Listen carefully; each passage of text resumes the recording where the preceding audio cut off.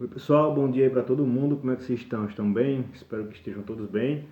Vamos dar início hoje a um capítulo novo, capítulo 4, que se inicia na página 48 do livro didático de vocês, tá? Que vai tratar do assunto Um Mundo de Países, beleza? Então é um assunto que o próprio título já traz como reflexão a questão de que o mundo realmente é dividido politicamente em diversos países. A princípio, nós temos 5 continentes e cada continente, com exceção da Antártida, possui suas divisões entre países. No caso da América do Sul, nós temos Brasil, nós temos Venezuela, Uruguai, Paraguai, Equador, Colômbia, Bolívia, enfim, Chile, certo? Então, são as divisões de países em cada continente, tá bom? Lembrando que cada país tem consigo sua própria cultura, seu próprio estilo econômico e seu próprio estilo político, certo? Aqui no Brasil nós temos a cultura de todo mês de fevereiro temos o Carnaval, no mês de junho São João.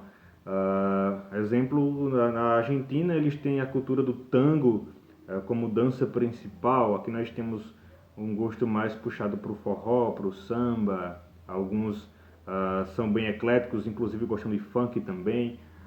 Então, cada país tem seu registro cultural próprio. Uns países são comandados por presidentes, outros países são comandados por primeiros ministros, que, se bem que é basicamente presidente e primeiro-ministro carregam a mesma responsabilidade, tá? Digamos que tem a mesma função.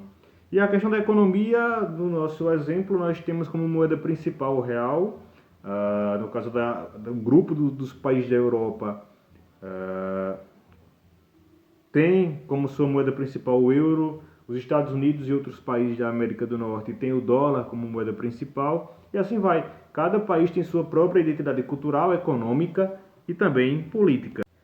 Aí pode surgir uma dúvida aí na sua cabeça. Poxa, mas por que a necessidade de dividir o planeta em vários países e não todo mundo obedecer a apenas um governo só? Imagina só comigo. Se do jeito que é, tudo divididozinho, existem várias guerras, vários conflitos, pessoas que pensam de um jeito, pessoas que pensam de outro, pessoas que defendem um certo governo, pessoas que não gostam daquele governo, pessoas que gostam de forró, pessoas que odeiam forró. Imagina isso, estou citando apenas alguns exemplos, certo? Divididozinho do jeito que é, e ainda é esse moído todo, esse conflito todo. Imagina se todo mundo fosse governado apenas por uma pessoa só. Seria impossível de se viver. Então, é necessário sim as divisões de cada país, tá? Em nações, cada nação ali representada por um país, certo? No nosso caso, as divisões ainda vão mais além. Nós temos aí o Brasil, que é dividido em estados, certo? Os estados são divididos em cidades, as cidades são divididas em municípios, tá? E aí, todas essas divisões também a gente pode levar em consideração pelo tamanho que o Brasil tem. O Brasil é considerado um país de dimensões continentais, por isso que essas divisões são bem mais divididas, tá bom? O que também não quer dizer que depois de tudo divididozinho, bonitinho, organizado, não vai surgir conflito algum. A gente tem como exemplo as notícias de guerras, de migrações, países passando fome, a população querendo migrar, invadindo fronteiras, muitas vezes ilegalmente, tá? Arriscando suas próprias vidas. Mas é isso que eu quero trazer para vocês.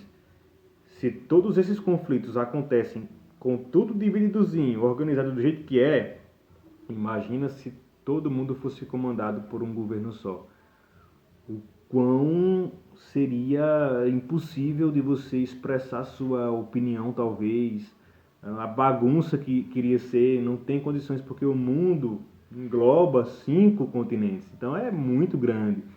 E é necessário realmente ter essa divisão de países, de estados, de cidades, e cada cidade é comandada por um prefeito aqui, cada estado por um governador. Nós temos ainda o presidente, nós temos senadores, nós temos deputados, se bem que a maioria não nos representam, porque o que deveria ser feito para melhorar o nosso país, eles acabam visualizando apenas o lado pessoal, o lado financeiro, tá? Por isso que nós estamos vivenciando numa época bem crítica da nossa história, do nosso país, tá? Como eu toquei no assunto de divisões aqui do Brasil, né, que o Brasil é dividido em estados e cidades e municípios, nós podemos levar em consideração que nem todos os estados brasileiros eles têm o mesmo poderio econômico financeiro. Alguns estados são mais ricos, outros são mais precários. Isso se deve à questão de influências de empresas transnacionais, da própria gestão governamental, se o governador consegue elaborar projetos para desenvolver aquele estado, se o governador se teve determinado governo que desviou as verbas e tirou o direito do povo, não investiu, e aí o estado ficou mais atrasado, enfim. Mas de uma coisa é certa, todo estado que hoje oferta uma condição maior para a sua população é porque ele permitiu também a entrada das transnacionais, que são aquelas empresas que vêm instalar suas sedes aqui no Brasil. Elas são de outros países, mas elas resolvem instalar suas sedes aqui no Brasil, visando o quê?